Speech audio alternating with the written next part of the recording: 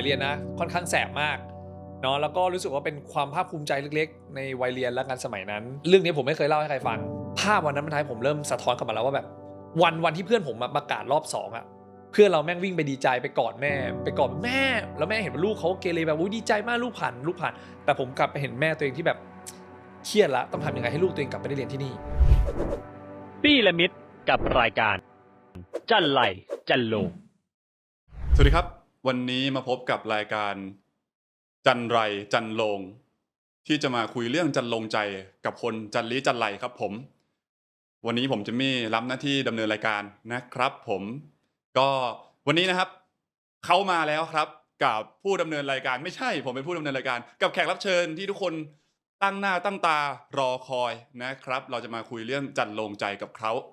ขอคิวกันไปนานมากเหลือเกินนะครับผมแล้วเขาก็ตอบรับมาเลยเพราะว่าเขาเป็นคนคิวง่ายครับผมวันนี้มาเจอกับลูกเจ้าของไร่สุภัสราพิศราครับลูกเจ้าของไร่สุพิศราเจ้าของแฮชแท็กเชื่อใจป้าเฮ้ยสวัสดีครับ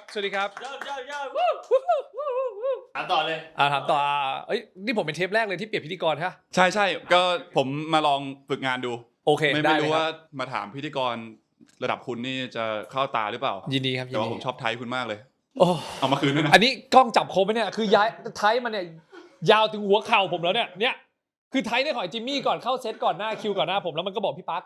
ใส่เถอะรายการเราเอาตลกเอาฮาผมก็ว่าขายหล่อไงไม่ได้อยากขายฮาไงเฮ้ยแต่คุณขายหล่อได้อยู่แล้วนานๆทีจะฮาบ้างโอเคได้งั้นเดี๋ยวผมพาดไทยไว้แล้วก็สัมภาษณ์ได้เลยวันนี้เป็นยังไงบ้างครับจริงๆวันนี้ก็ดีนะครับเพราะวันนี้ผมมีงานก่อนที่จะมาสัมภาษณ์รายการจันไรจันโลงนะฮะก็มีงานก่อนหน้าแต่วันนี้รู้สึกแฮปปี้ฮะดีใจมากที่ได้เป็นแขกรับเชิญเพราะก็อย่างที่บอกเมื่อไหร่จะถึงเทปผมสักทีก็ยินดีวันนี้แฮปปี้มากเลยครับแล้วก็ energy เต็มร้อยครับเอาจริงผมมีคำถามนึงอยากรู้มากเลยครับช่วงนี้แฮปปี้ไหมครับแฮปปี้ครับแฮปปี้มากหลังจากประกาศไลน์อัพไปแล้วก็ตอนปีนี้มีอะไรให้ท้าทายผมเยอะแยะมากมายจริงครับทุกคนก็โดยรวมคือรู้สึกปีนี้ยุ่งกว่าปีที่แล้วยุ่งเหรอใช่แบบมีงานส่วนตัวแล้วก็มีเทรนด์มีอะไรหลายๆอย่างก็รู้สึกว่าแฮปปี้ครับแล้วก็มีชาเลนจ์ต่างๆที่ปีนี้คิดว่าต้องเป็นปีที่ดีของผมแน่ๆครับโอเคครับครับและนั่นคือพี่ป้าของเรานั่นเองนะครับผมยังไงจันไรจันโลงต่อไปมาไวไปไวจริงโอ้ให้ถามนิดเดียวถามยาวเลยเข้าแล้วไม่ได้เลยอันนี้จิมมี่ไปแล้วเหรอยังไงขอบคุณมากนะครับที่ให้โอกาสผมเป็นพิธีกรขอบคุณครับงั้นเจอกันฝึกไว้เยอะ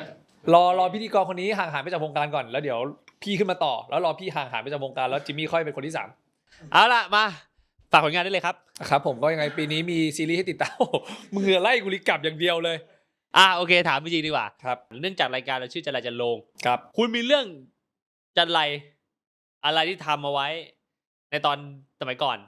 แล้วมันจะลงใจในคนยุคปัจจุบันครับผมก็จริงๆเรื่องในอดีตผมเนี่ยเป็นผมค่อนข้างดื้อครับจริงๆแฟนคลับหลายคนก็รู้แต่เผื่อแบบใครที่ยังไม่รู้ก็สมัยก่อนเนี่ยผมจะมีความแบบหัวโจกสมัยเรียนจะเกเรมากชอบโดดเรียนมีเรื่องชกต่อยสมัยเรียนนะค่อนข้างแสบมากเนาะแล้วก็รู้สึกว่าเป็นความภาคภูมิใจเล็กๆในวัยเรียนและกันสมัยนั้นเพราะว่าในยุคสมัยก่อนเนี่ยใครที่เป็นหัวโจกได้หรือเป็นหัวหน้ากลุ่มหรือมีเพื่อนเยอะๆอะไรอย่างเงี้ยก็จะรู้สึกว่าตัวเองเท่สามารถแบบทำอะไรก็ได้อะไรอย่างเงี้ย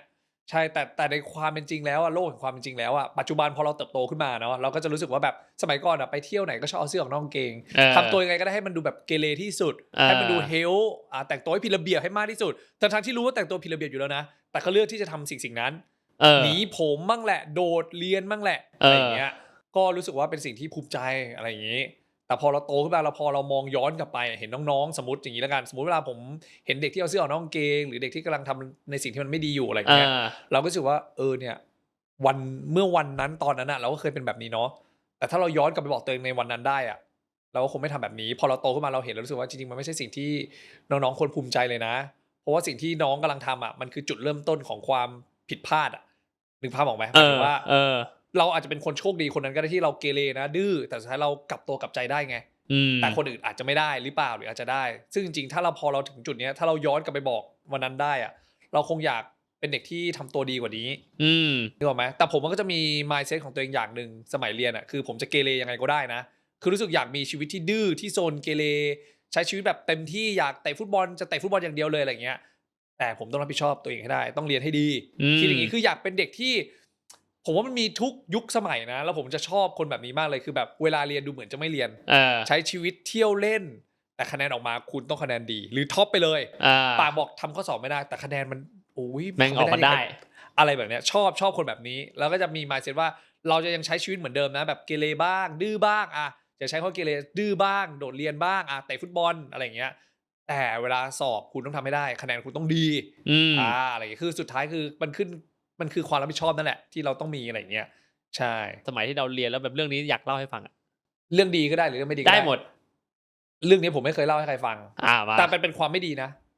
ได้คุณเล่าได้เป็นความไม่ดีแต่ว่าสามารถพลิกชีวิตกลับมาให้ทุกคนฟังม.3 เนี่ยนะครับเป็นช่วงที่เหมือนโรงเรียนเทพศิรินทร์เนี่ยเขาตั้งกฎว่าเด็กทุกคนต้องสอบวัดระดับทั่วประเทศแล้วเขาตั้งกฎว่าถ้าคุณสอบตกแค่เพียงหนึ่งคะแนนจะไล่ออกไม่ว่าวิชาใดก็ได้ซึ่งโรงเรียนอื่นไม่ตั้งกฎนี้แต่ปีนั้นเหมือนผอ.เขาขู่แหละฟีลขู่แล้วผมก็ดันตกไป1วิชาผมจำได้เขาก็ให้ไล่ออกเว้ยผมก็ยังคิดว่าแบบโรงเรียนไม่กล้าไล่ผมออกหรอกอะไรอย่างงี้นะแล้วคือช่วงนั้น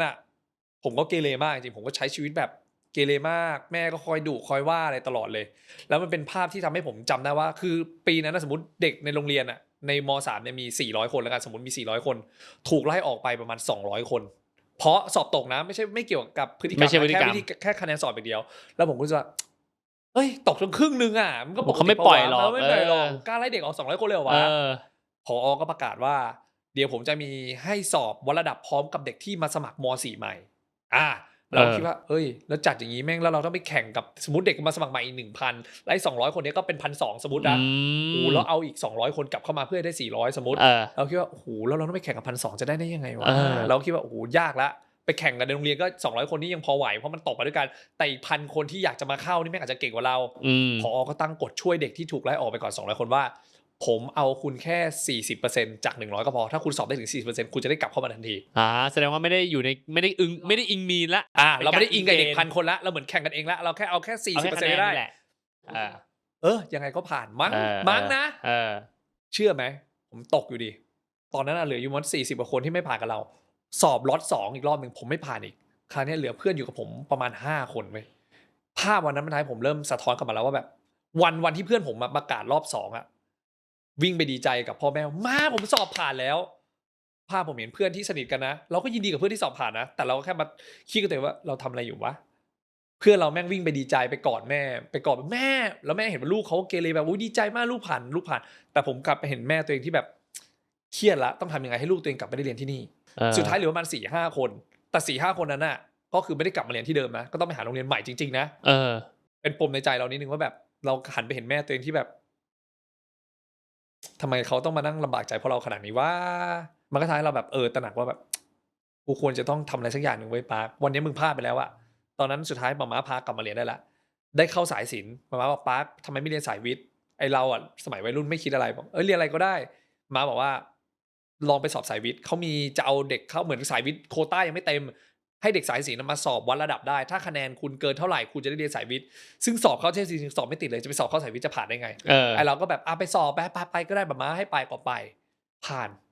คิดว่าดันเว้ยคิดว่าอาจารย์นะแบบเหมือนโรงเรียนคงโควต้าเลย คงจะมีที่ก็เลยมาเถอะวันแรกที่เข้าม.4ได้เข้าสายวิทย์เขาจับผมก็เห็นหมดเลยว่าใครที่ไปสอบสายศิลป์เพื่อเข้าสายวิทย์แล้วก็มีแก๊งเดียวกันเนี่ยเกเรด้วยกัน 4-5 คนเข้าห้องเดียวกันไปนั่งอยู่หลังสุดเพื่อนๆสายวิทย์ก็มองเราแบบมึงมาไงวะมึงมาได้ยังไงวะยังมึงเรียนสายวิทย์คือบางทีมันไม่ต้องพูดแต่มันรู้สึกได้เองเราก็นั่งหลังห้องเราก็ยังคงคอนเซปต์เป็นเด็กเกเรนั่งหลังห้องคลาสวันแรกประถมนิเทศอาจารย์เป็น LGBT ด้วยจำแม่นเลยเข้ามาคลาสวันแรกทุกคนแล้วเรียนเท่าเราก็หวัดดีเราก็มองหน้าอาจารย์เราก็ไม่ได้คิดอะไรนะอาจารย์ก็พูดก่อนเลยคำแรกอันนี้คือทำให้ติดตึงใจผมตลอดใครเด็กคนไหนที่สอบจากสายศิลป์แล้วย้ายมาสายวิทย์บ้างเราก็ภูมิใจไงว่าอุ้ยกูสอบมาได้เขาคงแฮปปี้กับเราผมเด็กเกเร5 คนยกมือผมครับยืนขึ้นหน่อยเราก็ยืนแล้วก็แบบคิดว่าแม่งจะชมเราแน่ๆคำแรกที่อาจารย์พูดไม่เจียมตัวเลยเนาะลำพังเรียนสายศิลป์ก็ไม่รู้จะผ่านไหมยังจะดิ้นรนมาเรียนสายวิทย์โอ้โหและแต่เชื่อไหมใน5 คนฟังแล้วก็คืออายไว้ผมมึงคนนึงรู้สึกทำไมมึงพูดอย่างนี้วะอาจารย์แล้วอายคอนแทคคืออาจารย์นี่คือโฟกัสมาที่ผมเป๊ะๆเลยมันดูถูกกูดีกว่ารู้สึกไม่พอใจนั่งตั้งใจเรียนแล้วกันแต่เชื่อไหมเขาก็คือคนที่ทำให้เราแบบรู้สึกว่าแบบ เฮ้ยมึงดูถูกกูมันเกินไปปะวะกูต้องทำพิสูจน์ตัวเองให้เขาเห็นให้ได้ว่าเราไม่ได้เป็นแบบที่เขาคิดนั่นแหะคือจุดเปลี่ยนในการใช้ชีวิตของผมหลายๆอย่างนะผมบอกว่าบ้านผมเนี่ยทั้ง4คนปิ๊นป้าป๊อปปี้น้องปิมเนี่ยไม่ได้ถูกสอนมาว่าทำไม่ได้ไม่เป็นไรนะลูกอันนี้คือเรื่องจริงป๊อปปี้ก็จะรู้ดีว่าแบบปิ๊นอันนี้ทำไม่ได้ไม่เป็นไรเอาใหม่ลูกสอบรอบหน้าแก้ตัวพูดดีๆอ่ะบ้านผมแม่งจะไม่ค่อยทำได้ดีเว้ยบ้านผมถูกเติบโตมาด้วยมันอาจจะไม่ได้ดีนะเหมือนกันทุกบ้านแต่ผมคิดว่าบ้านผมถูกสอนมาว่าคุณต้องขยันคุณต้องพยายามคุณต้องทะเยอทะยานบางคนอ่ะโอ้แทบตายสุดท้ายเด็กก็ไม่ไหวเหมือนกันเด็กก็กลายเป็นอาจจะเหลวแหลกไปหรืออาจจะแบบไม่ได้อยู่ตรงกลางใจดีเกินไปหรือคุณต้องใช้ไม้แข็งบ้างซึ่งบ้านผมมาพูดตามตรงว่าเป็นไม้แข็งไม้เรียวมาไม้เรียวคือใครที่คุณบอกว่าเอ้ยแต่ก่อนทำไมล่ะเลี้ยงลูกอย่าใช้ความรุนแรงสิผู้ชาย3คนผู้หญิงอีก1คนไม่ใช่ความรุนแรงในการตีหรือฟาดเนี่ยมันไม่บางทีไม่ดีขึ้นจริงๆนะผมก็มองว่าผมไม่กลัวเอาพ่อถ้าพ่อมาโอ้แบบพี่ไม่เป็นไรวันหลังลูกก็แก้ตัวใหม่ผมก็คงไม่ดีขึ้นเรื่องทั้งหมดที่คุณเล่ามาเมื่อกี้เรื่องที่คุณเรียนต่างๆที่เกิดขึ้นอ่ะจะลงใจคนดูยังไงจริงๆอะผมอยากให้ทุกคนใช้ชีวิตอย่างมีความสุขนะเป็นตัวเองในแบบที่ดีที่สุดนั่นคือดีที่สุดจริงๆผมว่าคนเราอะนะมีความภาคภูมิใจในแต่ละเรื่องที่มันไม่เหมือนกันแน่ๆแหละแต่คุณอย่าเอาตัวเองไปเทียบกับใครนะถ้าจะเทียบกับใครเพื่อเป็นแรงบันดาลใจให้เราผลักดันตัวเองอะโอเคแต่ถ้าเทียบเพื่อกดดันตัวเองอย่าทำเพราะผมเคยทำมาหมดทุกอย่างละผมแค่อยากให้เด็กปัจจุบันน่ะพยายามคิดถึงสิ่งที่ตัวเองทำได้ดีทำแล้วภูมิใจเป็นแรงผลักดันในชีวิตอะคนเราทุกคนแม่งไม่ได้เก่งทุกเรื่องคนเราแต่ละคนแม่งเติบโตมาไม่เหมือนกันคนเราแต่ละคนเก่งแต่ละเรื่องไม่เหมือนกันจริงๆแต่จำไว้ว่าสิ่งที่คุณเก่งในเรื่องนั้นน่ะคุณจงภูมิใจกับความสำเร็จหรือสิ่งที่คุณมีประมาณนี้ครับเนี่ยฮะคมมาต่อมึงมีเรื่องอะไรอีกตอนสัมภาษณ์งานไหมสัมภาษณ์งานก็ภูมิใจนะหมายถึงว่าก็รู้สึกภูมิใจตอนเข้าไพร์วัตเตอร์เฮาส์ก็รู้สึกภูมิใจเป็นอีก1 พาร์ทในชีวิตที่ภูมิใจตอนผมเข้าไปเรียนในบัญชีจุฬาเนี่ยผมก็ไม่ได้เป็นเด็กที่เกรดดีก็ใช้ชีวิตแบบเด็กผู้ชายแล้วบัญชีมีแต่ผู้หญิงผมก็ใช้ชีวิตเตะฟุตบอลเท่ๆเรียนแค่เอาเกาะผ่านเกรด3ได้แฮปปี้ละ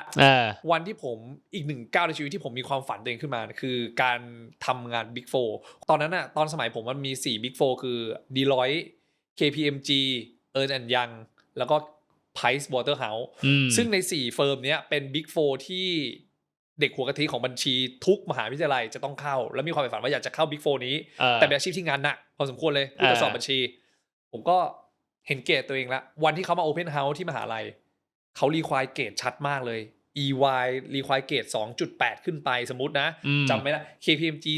3 Deloitte 3.2 สมมุติแต่ Price Waterhouse เนี่ย 3.8ผมก็มานั่งตั้งคำถามว่าแล้ว 3.8 มันตัวปะเนี่ย 3.8 มันค่อนข้างจะชัดอยู่แล้วว่าทำไมไพร์วัตเตอร์ต้องรับเกรดที่สูงขนาดนี้แต่ที่เกรดเราไม่ได้ใกล้เขาเลยนะ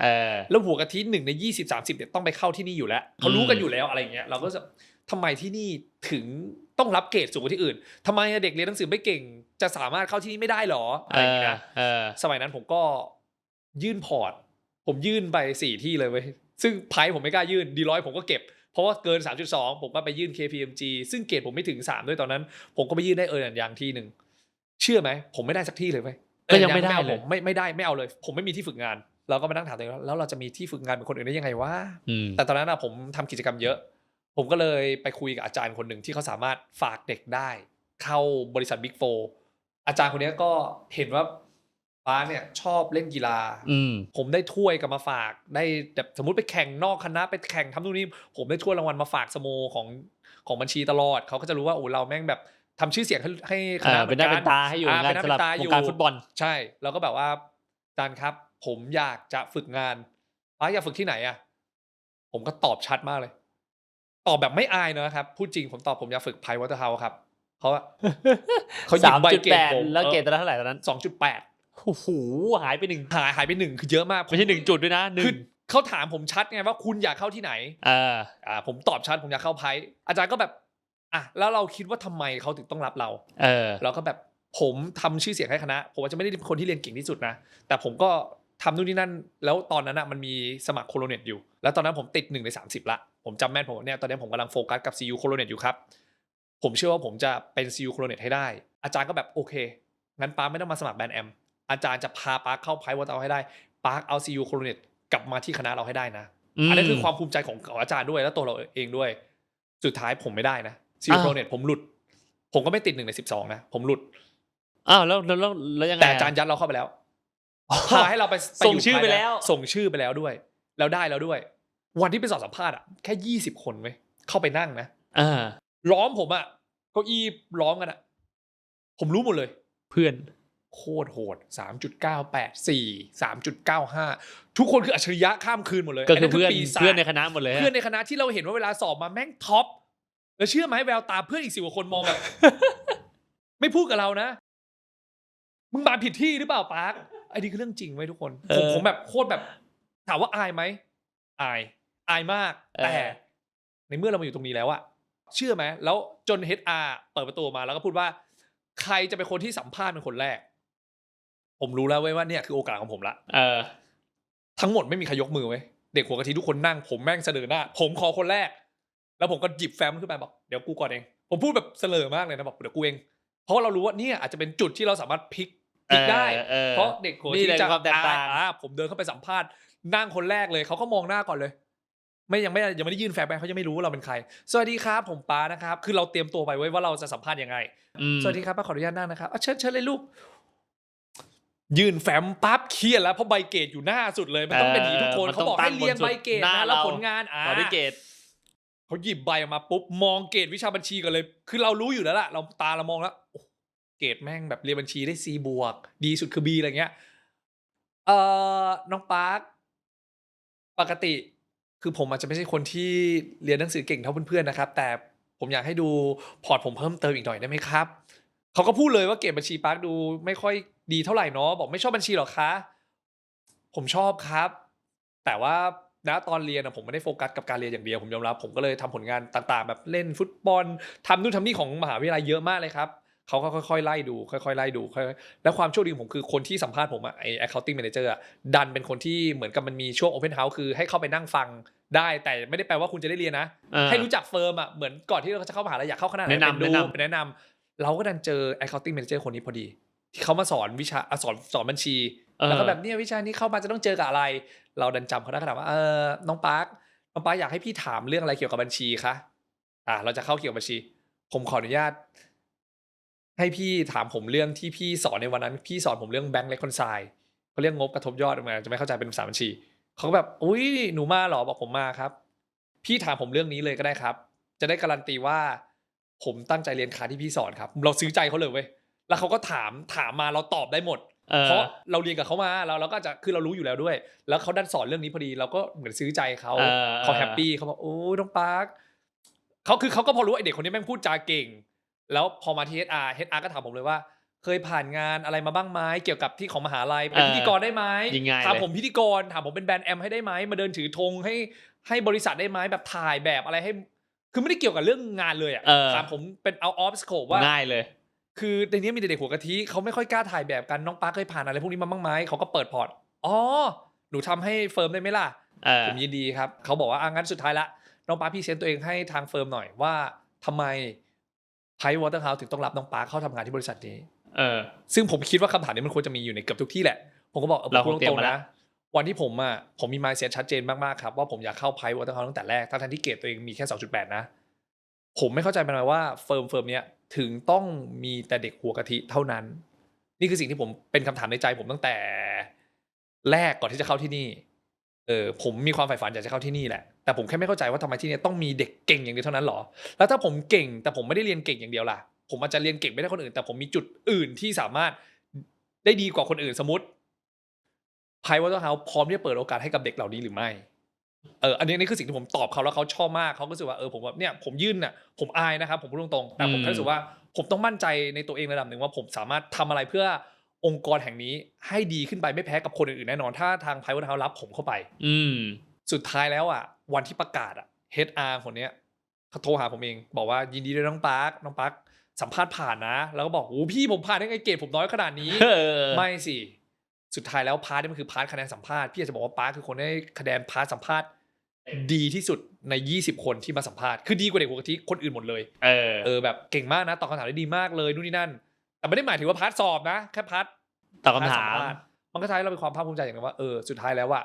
การเรียนไม่ได้เป็นการตอบโจทย์ทุกอย่างคนเราถนัดไม่เหมือนกันจริงๆไงพวกนั้นเข้าห้องสอบแม่ง100เต็มก็เต็มไปเถอะ แต่พาร์ทนี้กูก็ได้คะแนนในพาร์ทนี้เป็นอันดับ1เหมือนกันเราก็รู้สึกว่าสุดท้ายแล้วมันก็เป็นความภาคภูมิใจว่าไม่มีอะไรหรอกเว้ยที่คนแม่งทำไม่ได้ถ้าเราตั้งใจจริงอ่ะไม่ได้วันนี้วันนึงมันก็จะเป็นวันของคุณหรือสุดท้ายถ้ามันไม่ได้จริงๆสมมุตินะคนเราไม่ได้ทำอะไรสำเร็จทุกอย่างหรอกไม่งั้นมันจะมีคำว่าล้มเหลวได้ไงถูกปะ ถูกแต่การล้มเหลวของเราอ่ะหรือการยอมแพ้อ่ะขอให้มันเกิดขึ้นกับตัวเราเองอ่ะผมว่าแฮปปี้ที่สุดวันหนึ่งอยากให้ใครมาบอกว่ามึงไม่เหมาะกับอันนี้มึงอย่าทำไม่ได้หรอกมึงไม่ได้หรอกแล้วเราถอนเพราะคำพูดเขาห้ามเด็ดขาดถ้าคุณจะยอมแพ้กับเรื่องหนึ่งจำไว้นะต้องให้ตัวคุณเป็นคนบอกเองว่า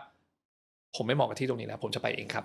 บวันนั้นคุณจะเจ็บน้อยที่สุดหลายสิ่งที่เกิดขึ้นกับชีวิตคนคนหนึ่งเนี่ยอย่างที่เขาเล่าเลยครับว่าประสบการณ์มันจะสอนคนคุณคือเด็กเหลวแหลกคนหนึ่งในวัยนั้นครับแต่คุณก็ยังผ่านทุกวิกฤตผ่านทุกความยากลำบากด้วยจะวิธีอะไรก็ตามแต่เราไม่รู้ผมว่าคุณเป็นคนใช้สกิลพูดได้ดีเห็นว่าช่วงหลังๆเนี่ยคุณก็มีการเล่นซีรีส์กับน้อง1คนเป็นยังไงน้องไทเกอร์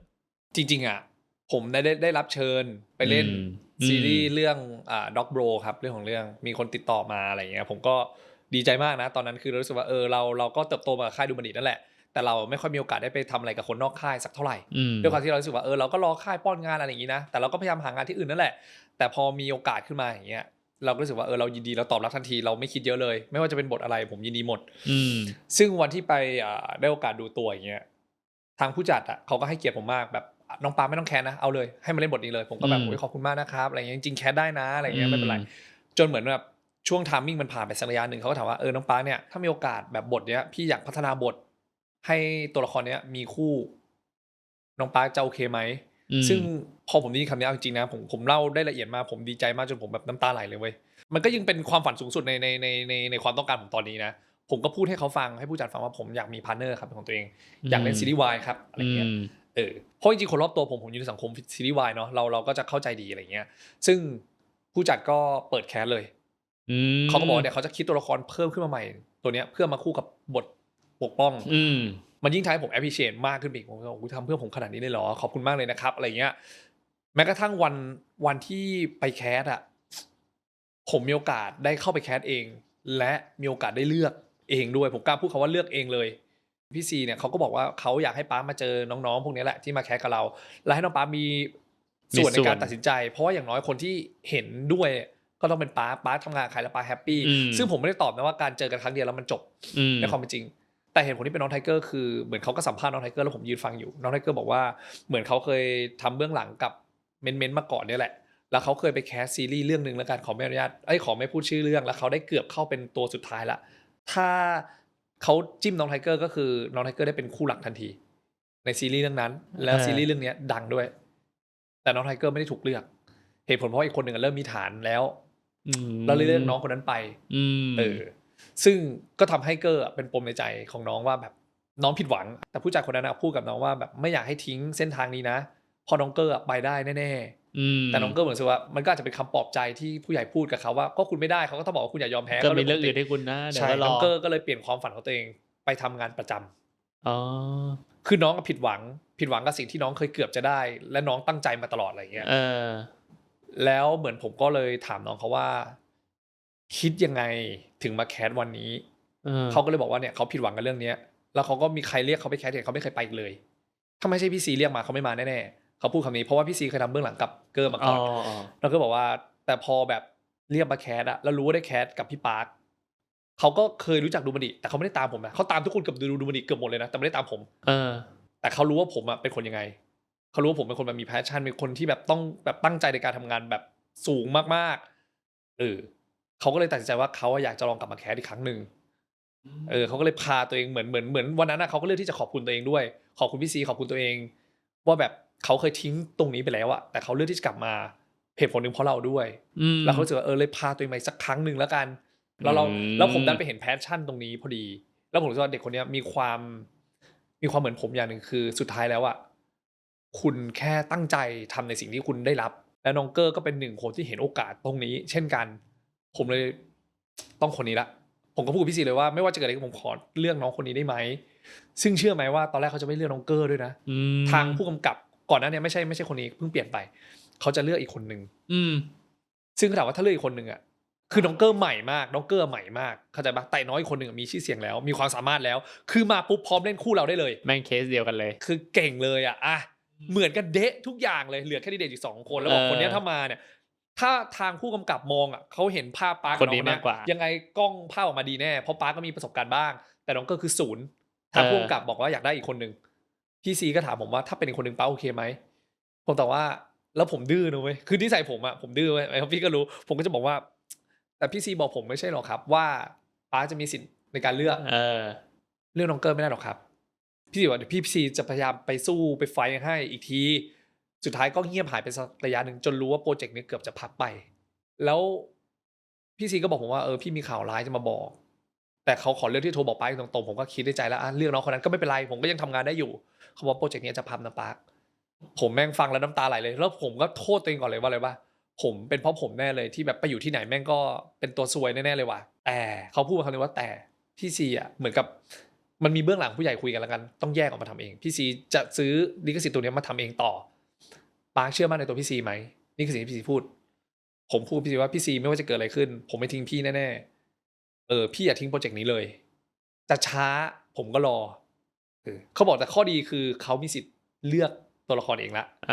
ไม่ต้องไปผ่านพ่วงกับแล้วเขาบอกว่าแล้วเขาถ้าปาร์คจะสู้ต่อพี่ก็จะให้น้องเกอร์เนี่ยมาคู่กับปาร์คมาเล่นกับปาร์คแต่ปาร์ครอได้ใช่ไหม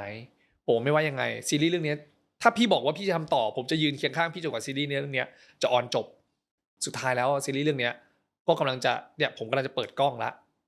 ถ้าคลิปเนี้ยมันน่าจะเปิดกล้องแล้วล่ะซึ่งผมก็รู้สึกว่าสุดท้ายแล้วเนาะแบบทุกอย่างเลยที่ผมทำในชีวิตมันมีที่มาที่ไปแล้วก็รู้สึกพอได้รู้จักน้องเกอร์น้องก็เป็นเด็กที่จริงๆน้องเป็นเด็กที่ตามผมทุกอย่างเลยนะความหมายคือเขาจะรู้สึกว่าเราโตกว่าพี่ป๊าผ่านงานตรงนี้มันมากกว่าเขาก็จะแบบพี่ป๊าให้ทำอะไรเกอร์ก็จะทำตามครับซึ่งจริงๆผมก็บอกเขาว่าอะไรที่ดีของพี่เกอร์ก็ทำตามได้แค่เกอร์เป็นเกอร์นั่นแหละก็เป็นแบบนี้เป็นเด็กน่ารักแบบนี้ตั้งใจขอแค่แบบตั้งใจมีแพชชั่นพี่แฮปปี้แล้วส่วนเรื่องการทำงานหรือการเจอแฟนคลับอะไรต่างๆผมก็จะไม่สอนเขานะผมก็จะรู้สึกว่ามันสุดท้ายมันคือถ้าเราเป็นตัวเองในแบบที่ดีผมก็จะพูดเขาตลอดถ้าเป็นตัวเองในแบบที่ดีแฟนคลับก็จะรักเกอร์ในแบบที่เกอร์เป็นนั่นแหละวันนี้คนอาจจะยังไม่รู้จักเกอร์เยอะเกอร์ก็จะพูดกันตลอดว่ากลัวแฟนคลับพี่ปาล์มแบบไม่ต้อนรับเกอร์เขาจะพูดอย่างนี้ตลอดผมก็จะบอกว่าไม่ต้องกลัวเกอร์ไม่ต้องกลัวเกอร์แค่เป็นแบบเกอร์ในแบบที่ดีที่สุดก็พอแล้วตั้งใจทำงานอะไรอย่างเงี้ยเดี๋ยวสุดท้ายทุกๆอย่างมันก็จะค่อยๆผ่านไปเองแหละค่อยๆดีขึ้นอะไรอย่างเงี้ยก็เนี่ยที่มาที่ไปเราว่าเทปเนี้ยจริงๆนะคุณถ้าดูจนจบคุณจะเห็นถึงแพชชั่นทั้งหมดตั้งแต่เริ่มต้นคลิปจนถึงตอนเนี้ยคุณจะได้เห็นถึงความตั้งใจและการทำงานดังนั้นผมจะไม่จัดเลยว่าพี่ชายผมคนนี้เป็นยังไงให้คุณผู้ชมดูเองตัดสินเองดีกว่าเอาล่ะฝากผลงานหน่อยครับผมผลงานปีนี้นะฮะก็จะเป็น Survival นะฮะของทางดูบันดีเนาะแล้วก็ Restart ครับเล่นกับป๊อปปี้ด้วยSurvival เล่นกับป๊อปปี้นะซิทคอมด้วยครับเอาเล่นกับมึงอีกนี่ไม่ไปจากกูเลยแล้วก็เป็น3เรื่องนะครับของทางดูบันดีนะครับแล้วก็ของน้องค่ายนะก็เป็นซีรีส์วายครับด็อกโบเล่นกับทางเมนนะฮะเล่นกับน้องไทเกอร์ด้วยแล้วก็อีก1เซอร์ไพรส์เลยที่ผมเพิ่งได้คอนเฟิร์มเมื่อวานเลยดีใจมากแล้วก็ไปเปิดกล้องแล้วด้วยคือดูตัวปุ๊บเคาะเลยคือความโชคดีของผมด้วยกับทางโมโนออริจินอลนะครับซีรีส์ชื่อเรื่องว่าบัลลังก์มารครับแล้วก็ไอเรื่องนี้มันเป็นความท้าทายผมมากๆเลยเพราะว่านักแสดงทุกคนเนี่ยเป็นนักแสดงในตำนานดีกว่าเป็นนักแสดงที่ทุกคนเปิดจอเห็นแล้วงงแน่ๆว่าไอ้ปาร์คไปอยู่ตรงนั้นได้ยังไงซึ่งไอ้ปาร์คก็ยังงงอยู่ครับว่าทำไมผู้ใหญ่ถึงให้โอกาสเราไปเล่นตรงนี้ซึ่งดีใจมากๆนะครับก็ต้องขอบคุณทางโมโนด้วยนะครับที่เลือกผมไปนะฮะยังไงฝากด้วยนะครับทุกคนกับจันไรจันโลงนะครับที่เป็นอีกหนึ่งรายการที่ป๊อปปี้เนี่ยได้พยายามแบบสร้างความสุขแล้วกันความตั้งใจของป๊อปปี้ก็ชัดมากนะทุกคนก็ดูออกคือรายการนี้ป๊อปปี้ทำก็อย่างที่บอกนะป๊อปปี้ไม่ได้อะไรเหมือนกันครับทุกคนแต่ต้องการทำเป็น1คอนเทนต์แล้วกันเพื่อให้แฟนๆดูมันดีทุกคนเลยได้รู้จักน้องๆในดูมันดีมากขึ้นใช่เหมือนป๊อปปี้ก็อยากเอาตัวตนของน้องๆแต่ละคนมาให้ทุกคนได้รู้จักมากขึ้นยังไงก็สิ่งที่สำคัญอีกอย่างหนึ่งก็ฝากรายการแล้วก็ฝากป๊อปปี้ด้วยครับเพราะป๊อปปี้ก็เป็นอีก1คนที่ตั้งใจทำเพื่อทุกคนมาตลอดเหมือนกันยังไงก็ฝากติดตามรายการนี้ด้วยครับจันไรจันโลงเจอกัน EP หน้าครับสวัสดีครับสวัสดีครับไม่ต้องมีแล้วพิธีกรเอาผมเถอะ